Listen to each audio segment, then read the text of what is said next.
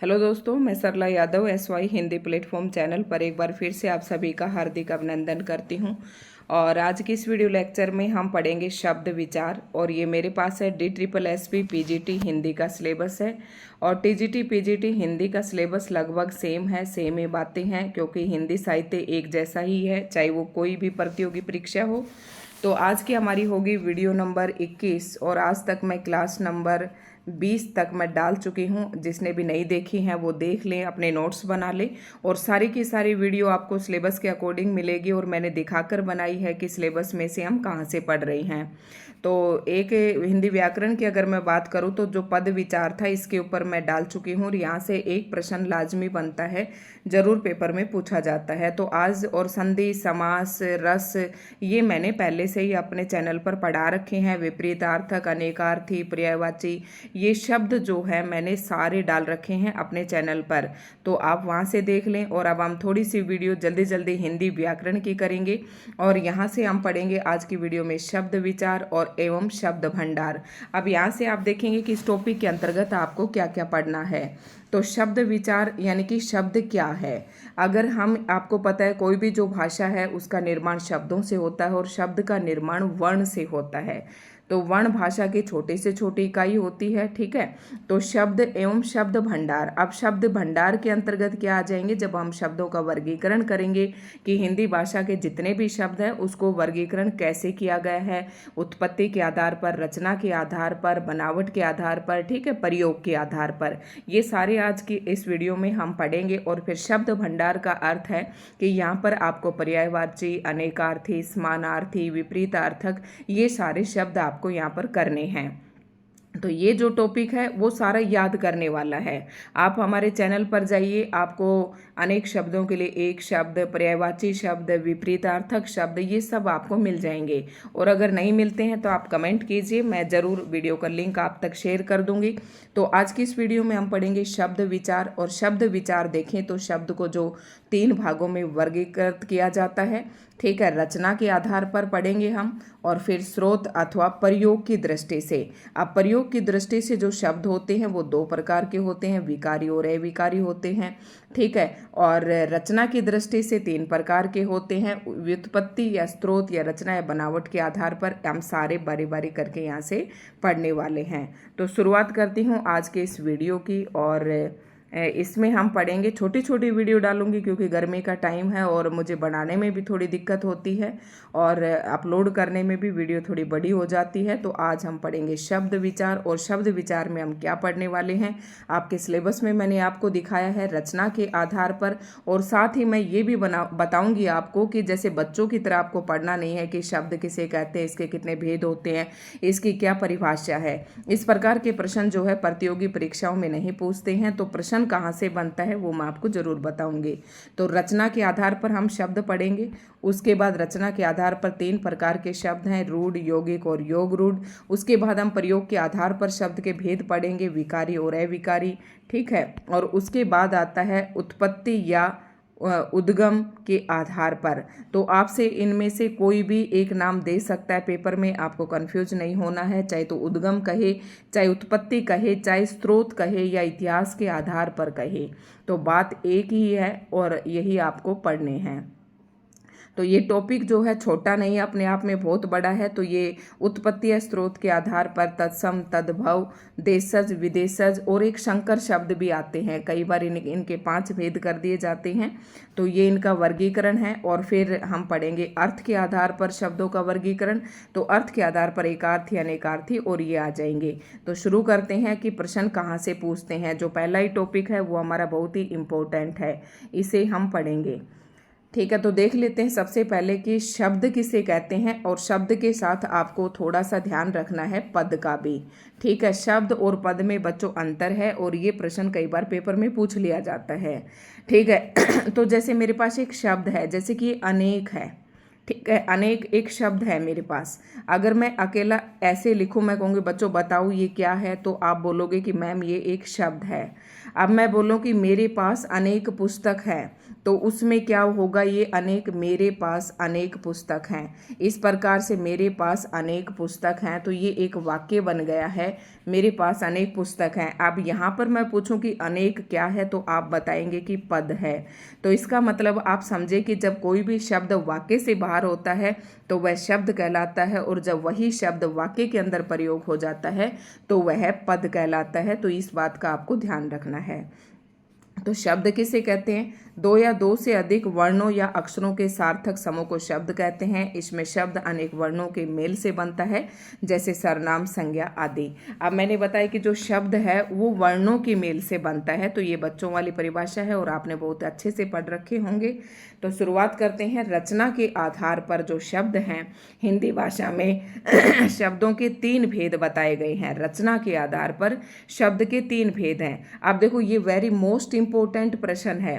Paper मैंने ये अभी अपने पोस्ट में भी डाला था, कम्युनिटी पोस्ट पर डाला था मैंने, कि रचना ऐसे पूछ लेते हैं आपके पेपर में कि रचना के आधार पर शब्द के कितने भेद हैं। ऑप्शन में दे देंगे 2, 3, 4, 5। तो आपको ध्यान रखना है कि रचना के आधार पर, यानी कि शब्दों की जब हम रचना करते हैं, शब्द जब हम बनाते हैं, तो वो कितने प्रकार के हैं? तो वो 3 प्रकार के शब्द हैं, रूढ़ शब्द, यौगिक शब्द और योग रूढ़ शब्द। अब यहाँ से आपको नाम से ही समझना है, और प्रश्न यहाँ से आता है कि योग रूढ़ शब्द से पूछा जाता है कि ये शब्द दे देते हैं आपको और पूछते हैं कि ये शब्द कौन सा है, तो आपको बताना है कि यौगिक है या योग रूढ़ है। कई बार पेपर में यहाँ से भी प्रश्न दे दिया जाता है और पूछते हैं कि किस प्रकार का शब्द है। तो इस तरीके से आपको थोड़ा सा अंतर याद रखना है। अब रूढ़ का मतलब होता है कि जो शब्द बहुत ही पुराने समय से अपने मतलब जो प्रचलित हैं, पुराने ज़माने से ही चले आ रहे हैं, पुराने समय से चले आ रहे हैं, जिसको हम तोड़ नहीं सकते, ठीक है। तो और तोड़ने के बाद वो कोई अर्थ नहीं देते। तो इसकी परिभाषा देख लेते हैं। रूढ़, आप कहते हैं ना, अरे छोड़ो इस बात को, ये पहनावा तो बड़ा रूढ़ सा है, ये बात तो बड़ी रूढ़ सी है, मतलब बहुत पुरानी है। वे शब्द जो किसी व्यक्ति, वस्तु, स्थान एवं प्राणी के लिए अनिश्चित काल से, मैं कह रही हूँ बहुत पुराने समय से, तो बहुत पुराने समय की जगह पर आप क्या बोलेंगे? अनिश्चित काल से विशिष्ट अर्थ में प्रचलित हो गए हैं। मतलब एक शब्द है जो अनिश्चित काल से चला आ रहा है और वो उसी अर्थ में प्रचलित हो गया है, तथा इसका अन्य अर्थ भी नहीं होता, तथा इन शब्दों के टुकड़े करने पर भी इन टुकड़ों का स्वतंत्र अर्थ नहीं होता है। जैसे कि देश है, अब मैं देश को तोड़ूं, दे प्लस शय, तो आप बताइए कि इसका दे का क्या मतलब है, शय का क्या मतलब है। यहाँ पर कोई भी अलग अलग अर्थ देने वाले शब्द नहीं है। जैसे गाय है, गा और ये, ठीक है। तो ये गय वर्ण है यहाँ पर और ये वर्ण है, ठीक है। तो ये तोड़ने पर इनका क्या होता है कि कोई स्वतंत्र अर्थ नहीं देते हैं, तो वो शब्द क्या कहलाते हैं? रूढ़ कहलाते हैं। अब जब आपके पेपर में शब्द आए कि बताओ कि रूढ़ शब्द है, योग रूढ़ है या यौगिक है, तो आपको ऑप्शन से सबसे पहले कट करना है। अगर ऐसे शब्द आए तो आपको देख लेना है कि ये तो कोई दूसरा शब्द तो इनके साथ जुड़ा ही हुआ नहीं है, क्योंकि यौगिक में तो जुड़ा हुआ मिलेगा, और इनको अलग करके देखना, आप तोड़ के देखेंगे तो आप सोचेंगे, आपको पता चल जाएगा कि ये शब्द रूढ़ है, ठीक है। कई बार इसकी परिभाषा भी दे देते हैं और पूछ लेते हैं कि वो किस प्रकार का शब्द है। तो ऐसे शब्द जो जिनके टुकड़ों का स्वतंत्र तोड़ने पर उनका स्वतंत्र अर्थ नहीं होता, ठीक है, और वो अनिश्चित काल से एक विशेष अर्थ में प्रचलित हो जाते हैं, तो वो शब्द क्या कहलाते हैं? रूढ़ शब्द कहलाते हैं। प्रश्न आपका यहाँ से बनेगा कि रचना के आधार पर शब्द के कितने भेद हैं, तो आपको ध्यान रखना है 3 शब्द हैं, 3 भेद हैं। ध्यान कैसे रखोगे? र, च, ना, 3 शब्द हैं तो 3 ही इसके भेद हैं। ये मैं आपको ट्रिक बता देती हूँ, अक्सर इसमें कंफ्यूज हो जाते हैं। तो यौगिक शब्द, यौगिक का मतलब होता है योग, ये योग से यौगिक बना है। योग और योग का मतलब हम प्लस से लेते हैं, जोड़ से लेते हैं, यानी कि जो 2 शब्दों के योग से मिलकर बने हैं वो यौगिक शब्द कहलाते हैं। यौगिक शब्द वह शब्द जो 2 या 2 से अधिक शब्दों के योग से बनते हैं, यौगिक शब्द कहे जाते हैं। इनमें संधि, समास, उपसर्ग, प्रत्यय से बने शब्द आते हैं। ये बात आपको ध्यान रखना है कि जो यौगिक शब्द होते हैं वो किससे बनते हैं? संधि, समास, उपसर्ग और प्रत्यय से बने होते हैं, ठीक है। तो देखना, अब शिवालिक, ठीक है, हर रोज, हर और रोज, चाय वाला, चाय और वाला, राष्ट्रपति, शिवालिक, शिव का, ठीक है, शिव शिव से बना है शिवालिक, ठीक है, शिव शिव प्लस एक शिवालिक, ठीक है। तो ये आपको ध्यान रखना है।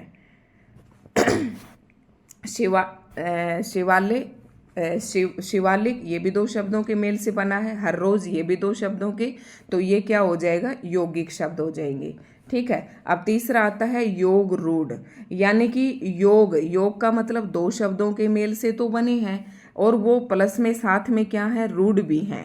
ध्यान रखना है, ये इंपॉर्टेंट है, पूछा जाता है। योग शब्दों के योग से बने हैं लेकिन वो रूढ़ अर्थ लिए हुए हैं, उन्हें क्या कहते हैं, योग रूढ़ शब्द कहते हैं। यौगिक शब्द अपने खंडों से उत्पन्न अर्थ को छोड़कर अन्य अर्थ ग्रहण कर लेते हैं, यानी कि जो योग रूढ़ शब्द है अगर उसको हम तोड़ेंगे, उसके खंड खंड बनाएंगे, तो जो इकट्ठे खंड अगर उसके हम इकट्ठे कर लेते हैं, जब जो अर्थ देता है अगर उनके खंडों को हम अलग अलग कर देते हैं उसके बाद वह वो अर्थ नहीं देता है, तो अन्य अर्थ ग्रहण कर लेता है, इसका मतलब ये हुआ। ऐसे शब्द योगरूढ़ कहलाते हैं, ठीक है। इनमें क्या आता है, जैसे कि दशानन है। अब दशानन है तो दशानन आपका नाम याद आते ही आपके मन में क्या आता है, दशानन पे ध्यान नहीं जाता, ना ही शब्द पे ध्यान जाता है, और सीधा क्या याद आता है आपको, रावण याद आता है, ठीक है। जैसे हिमालय है तो हिमालय पर्वत हमारे ध्यान में आता है, ठीक है। ये रूढ़ है और ये दो शब्दों के मेल से बने हैं, वेरी मोस्ट इंपॉर्टेंट है, ये चीज़ें आपको ध्यान रखनी है। ये सारे बहुब्रीहि समास वाले जो भी होंगे ना वो सारे योगरूढ़ शब्द के अंतर्गत आ जाएंगे, यानी कि जो अन्य अर्थ ग्रहण करके रखते हैं, तो ये सारे शब्द क्या कहलाते हैं, योगरूढ़ कहलाते हैं। और ज़्यादातर पेपर में आप यही गिने चुने शब्द होते हैं, यहीं से प्रश्न आता है, दशानन, हिमालय, जलज, जलद। तो जलज जो है, जय जिसके पीछे लग गया ये कमल का पर्यायवाची है, और दय जिसके पीछे लग गया ये बादल का पर्यायवाची है। घनश्याम, मुरारी, ठीक है, त्रिनेत्र, ये जो शब्द हैं ये योगरूढ़ शब्द कहलाते हैं। यौगिक शब्द अपने खंडों से उत्पन्न अर्थ को छोड़कर अन्य अर्थ ग्रहण कर लेते हैं, ये आपको ध्यान रखना है। अब आपको रचना की तरफ से तो आपको ध्यान हो गया होगा। दूसरा आपका आता है प्रयोग के आधार पर शब्दों के दो भेद, यानी कि देखो जो हमारी हिंदी भाषा है वो बहुत विस्तृत है, उसके अंदर शब्दों का भंडार भी बहुत विस्तृत है। अगर उन सभी शब्दों को हम इकट्ठा कर लें और फिर उनको कैटेगरी वाइज उनका वर्गीकरण करें तो वो हम इस प्रकार से करेंगे, एक प्रयोग के आधार पर, एक रचना के आधार पर। तो प्रयोग के आधार पर जब हम प्रयोग करते हैं तो हमें पता चलता है कि शब्द के दो भेद माने गए हैं, एक विकारी शब्द और अविकारी शब्द।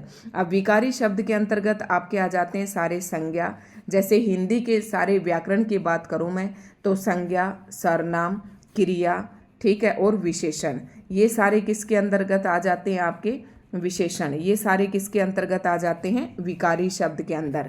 और अविकारी शब्द आप अलग से पढ़ेंगे कि अविकारी शब्द के भेद होते हैं 4-5 प्रकार के, तो ये अलग से हैं। अविकारी को हम अव्यय भी कहते हैं, जिसपे लिंग, वचन, काल, कारक का कोई प्रभाव नहीं पड़ता।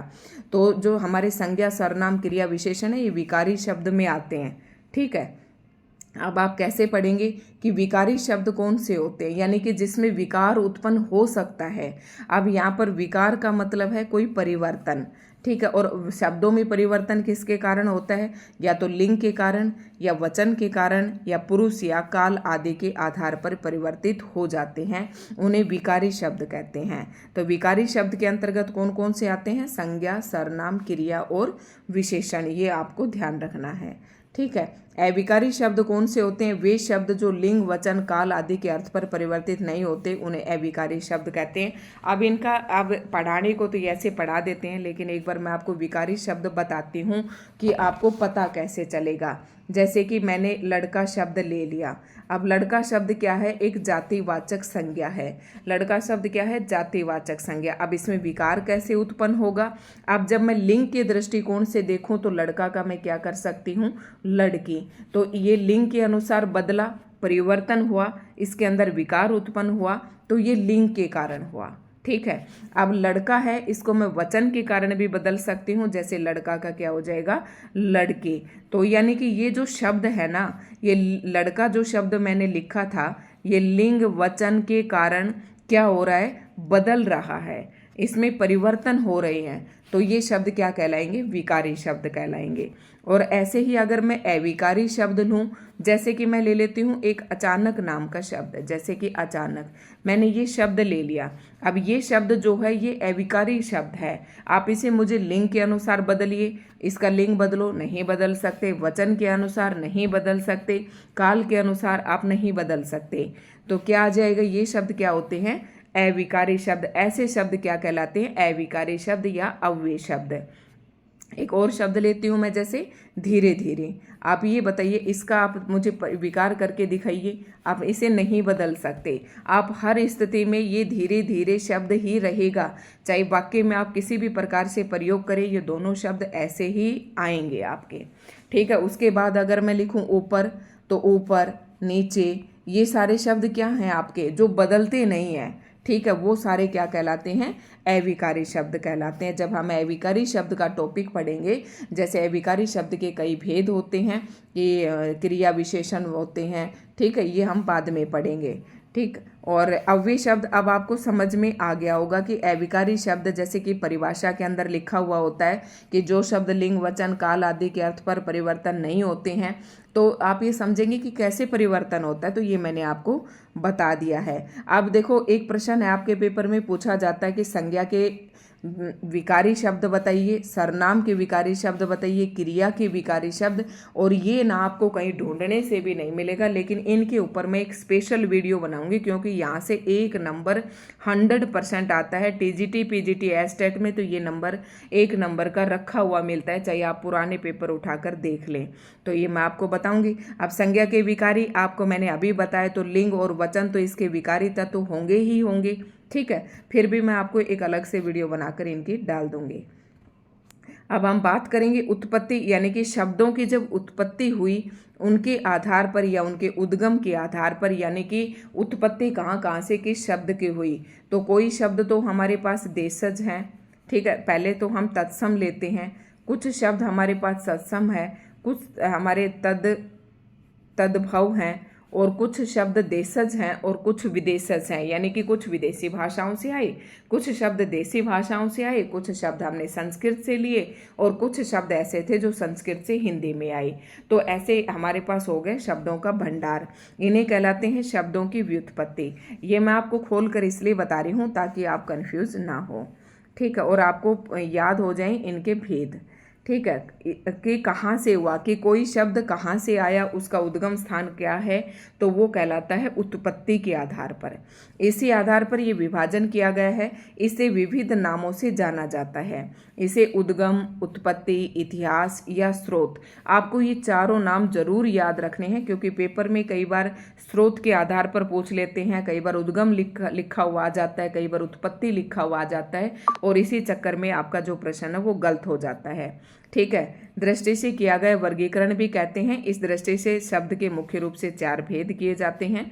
और तत्सम शब्द, जैसे कि उत्पत्ति के आधार पर पहला जो भेद है वो तत्सम है, दूसरा तद्भव है, देशज शब्द है, और विदेशी शब्द है। अब यहाँ से मैं इसकी आपको परिभाषा बता देती हूँ कि तत्सम शब्द कौन से होते हैं। तत्सम यानी कि जो के जो आ गए, ऐसे कि ऐसे हिंदी में प्रयोग किए जाने लगे। तत्सम यानी कि वे शब्द जो संस्कृत भाषा के शब्द हैं, लेकिन हिंदी में जो के तो प्रयोग किए जाने लगे, उन्हें हम तत्सम शब्द कहते हैं। जैसे मैं एक शब्द लूँ सूर्य, तो हम हिंदी में सूर्य शब्द प्रयोग करते हैं, लेकिन सूर्य शब्द जो है किसका है? ये तत्सम शब्द है। अगर एक इसी तरीके से ऋण शब्द लूँ मैं, तो ऋण शब्द जो है ये तत्सम शब्द है, और क्या कहलाएगा? ये तत्सम शब्द कहलाएगा। संस्कृत का शब्द है और हिंदी में भी ज्यों का त्यों प्रयोग किया जाता है। ठीक है, अब ऋण का हम ऋण किस में, जैसे कि आप तत्सम शब्दों की पहचान कैसे करेंगे? ये थोड़े से क्लिष्ट से शब्द होते हैं, जहाँ पर ये वाला शय आपको मिल जाए, और जहाँ पर री वाला, उस शब्द के अंदर री मिल जाए आपको, अणह मिल जाए। ठीक है, और ऊपर ज़्यादातर रै लगा हुआ होता है, वो भी शब्द ज़्यादातर तत्सम होते हैं। और उसके बाद जैसे कि श्रेय श्रवण है, अक्षत्रिय है, त्रय त्रिशूल है, ज्ञ ज्ञानी है, ये शब्द जहाँ पर भी आपको मिल जाए ना, जिस शब्द के अंतर्गत, वो आपके 99% आपके शब्द कौन से कहलाएंगे, तत्सम शब्द कहलाएंगे। ठीक है, तो तत्सम शब्द आपको पहचानने में आज के बाद दिक्कत नहीं होनी चाहिए। उसके बाद आता है तद्भव। आप तद्भव में देखना कि वे शब्द जो संस्कृत के शब्द तो हैं लेकिन अपना रूप बदलकर हिंदी में आ गए, तो वो शब्द कैसे शब्द कहलाते हैं, तद्भव शब्द कहलाते हैं। जैसे मैं एक शब्द लिखूं अग्नि, तो अग्नि जो शब्द है इसका हम क्या बोलते हैं, आग बोलते हैं। आग बोलते हैं, तो आग कैसा शब्द है, ये तद्भव शब्द है। या फिर 1 मिनट के लिए मैं आपको बताऊं कि जैसे अभी मैंने एक उदाहरण दिया था सूर्य, और इसको हम हिंदी में कहेंगे सूरज, तो ये हिंदी का शब्द हो गया और सूर्य ये तत्सम शब्द हो गया। इसी तरीके से देशज शब्द और विदेशज शब्द, जैसे कि डॉक्टर शब्द है, ये हमारे पास विदेशी शब्द है। कैसा शब्द है ये, विदेशी शब्द है। अब देशी शब्द है, जो हमारी देशी भाषाओं से जो शब्द आए हैं वो शब्द क्या कहलाते हैं, देशज शब्द कहलाते हैं। उसके बाद आता है अर्थ के आधार पर शब्दों का वर्गीकरण। अर्थ के आधार पर जो शब्दों का वर्गीकरण मिलेगा उसमें एकार्थी जो एक अर्थ देते हैं, अनेकार्थी जो एक से अधिक अर्थ देते हैं, पर्यायवाची या समानार्थी जो अपने ही समान अर्थ देते हैं, और विलोम शब्द जो अपने से उल्टा अर्थ देते हैं, वो विलोम शब्द कहलाते हैं। तो इनकी आपको परिभाषा याद करने की जरूरत नहीं। विलोम शब्द, पर्यायवाची, अनेकार्थी, ये सारे जो शब्द हैं मैंने अपने SY हिंदी प्लेटफॉर्म चैनल पर मैंने करवा रखे हैं। आप वहाँ से इन्हें याद कर सकते हैं, और जब ये वीडियो देखेंगे तो आपको पता चलेगा कि शब्दावली का कितना महत्व है आपका पेपर को पास करवाने में।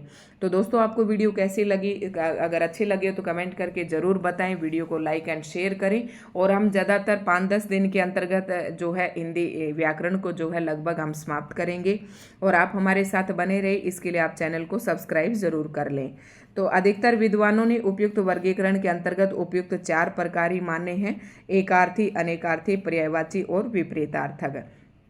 ठीक है, जब हम शब्द पढ़ रहे हैं तो मैंने अभी आपको बताया था कि जो शब्द पढ़ रहे हैं हम, शब्द जो है अगर विकारी और अविकारी करें तो ठीक है, विकारी और अविकारी के आधार पर, प्रयोग के आधार पर अगर हम देखें तो अविकारी के अंतर्गत हम अव्यय पढ़ते हैं। ठीक है, जो कि आप यहाँ पर दिया गया है चैप्टर के अंदर। और विकारी के अंतर्गत 4 आ जाते हैं, संज्ञा, सर्वनाम, क्रिया और विशेषण। ये शब्द हम विकारी के अंतर्गत पढ़ेंगे। तो आज की वीडियो में दोस्तों इतना ही था। कल की वीडियो में हम लेकर आएंगे अगला टॉपिक। तो दोस्तों, आपको आज की वीडियो कैसी लगी, अगर अच्छी लगी हो तो लाइक एंड शेयर करके जरूर बताएं। और आप जैसे कि मैं संज्ञा का टॉपिक पढ़ा रही हूँ, तो संज्ञा का वीडियो आपको जरूर देखना है, क्योंकि मैं उन्हें संज्ञा किसे कहते हैं, इसके भेद कितने होते हैं, इस प्रकार से मैं इनको नहीं पढ़ाऊंगी, क्योंकि मैं सीधा उसी प्रश्न पर फोकस करूंगी जो आपके परीक्षा में पूछा जाता है कि व्यक्तिवाचक संज्ञाएं भाववाचक कब बन जाते हैं, भाववाचक व्यक्तिवाचक कब बन जाते हैं, जातिवाचक संज्ञाएं व्यक्तिवाचक कब बन जाती हैं। इस प्रकार के प्रश्न आपके पेपर में पूछे जाते हैं।